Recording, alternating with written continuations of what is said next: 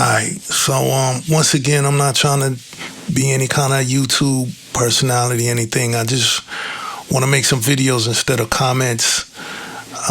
So excuse the format, it is what it is, alright? So I'm looking at this page, and we have this video from Mambo to hip hop. And the tagline is Grandmaster Flash opens up about his childhood and Tito Puente's music, which leads me to believe that, we're going to see Flash talk about something that was kind of hidden. He didn't talk about it much, so he's opening up and he's going to talk about how much of an influence Tito Puente's music is on what he did. All right, so let's take a look.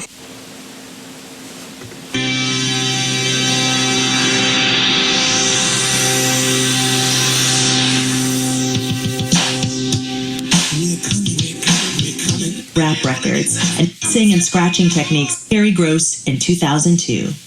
Grandmaster Flash, welcome to Fresh Air. Thank you for having me. I'm interested in how you started mixing music, how you started using two turntables or maybe even more than two. Was this something you started doing at home or in clubs as a DJ? My love for vinyl and for the turntables probably started off when I was a toddler. Growing up at home, I was pretty fortunate to be around a montage of different types of music. Like my bigger sisters were into like Tito Puente. Oh yeah! Put the deal on the record. All right, man. All right. So they cut it right there. They threw an echo on Tito Puente, and that's it. Now, if you're not a critical thinker, you're not really looking at the, maybe you're just a kid or something, and you're looking at these videos, you might get the impression that Grandmaster Flash was, I don't know, he was playing his records in the park. He played his records in the club. He was cutting them up. He was looping them and stuff. Nah, he wasn't doing that. What he was talking about is he had an eclectic appreciation of vinyl records. All right. So, yeah, I do too, When I have that Tito Puente record, I have Oye Como Va, right? I never played that anywhere. I never even sampled off of it. So, to me, this is a little subtle bit of propaganda, how it's trying to shade it in that Tito Puente was a huge influence on Grandmaster Flash.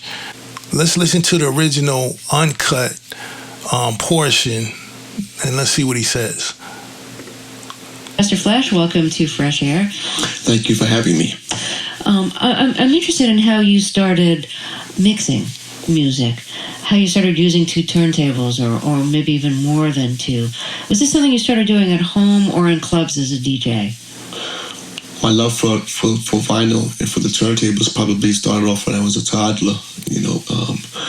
Growing up at home, I was pretty fortunate to be around a montage of different types of music. Like my bigger sisters were into like Tito Puente, Joe Bataan. Like my father was into like Dizzy Gillespie, Miles Davis, Cab Calloway.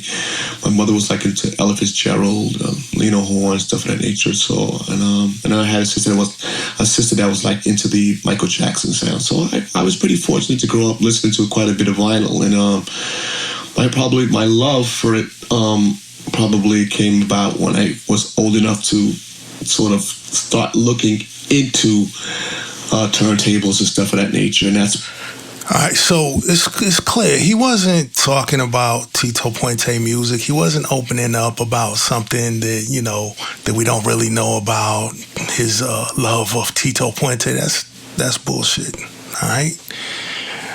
I want to look at another video from this channel, and it's about the Sugar Hill Gang, and they had Tito Puente on the record. And it's interesting because it says, Puerto Rican legendary icon Tito Puente lends his talent for the Sugar Hill Gang on their first album. Yeah, okay. a lot of history has been hidden away and or deliberately taken and claimed by others. It's time to shed light on what was hidden and reclaim what was taken. What are you talking about that it was hidden and you have to reclaim it? It's not hidden. It's on the record. He's talking, they rhyming about Tito Puente in the record, right? This is my first record. Rapper's Delight, Sugar Hill Gang. All right.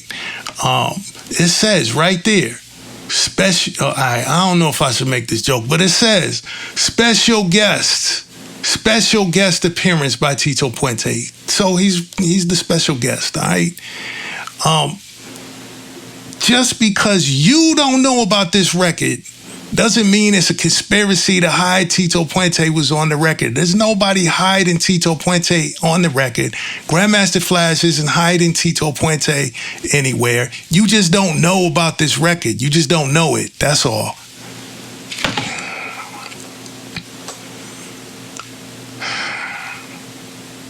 All right. So here's a question. If Tito Puente was such a great influence on hip-hop music, then you would expect that people were sampling him all these years, right? So if we go to Who Sampled and we take a look, all right, we take a look at Tito Puente, it says that there's 28 samples, right? What those samples are not for hip-hop. We have one from Flying Lotus, okay? Very eclectic sampler. He samples all types of stuff, right? 2006. And we have another one from Juvenile, all right? It's not even a sample. It's like a replaying of Oye Como Va, all right? Someone said that Tito Puente was the James Brown of Latin music. He's not the James Brown. If you go to James Brown's sample page, it's hundreds of samples. Nobody is sampling Tito Puente records, all right? They just not. It's not the influence that you think it is. He played on the Sugar Hill Gang record. He was a special guest, okay? That's about it. It's not that big of a influence. It's not the influence that you want it to be, all right?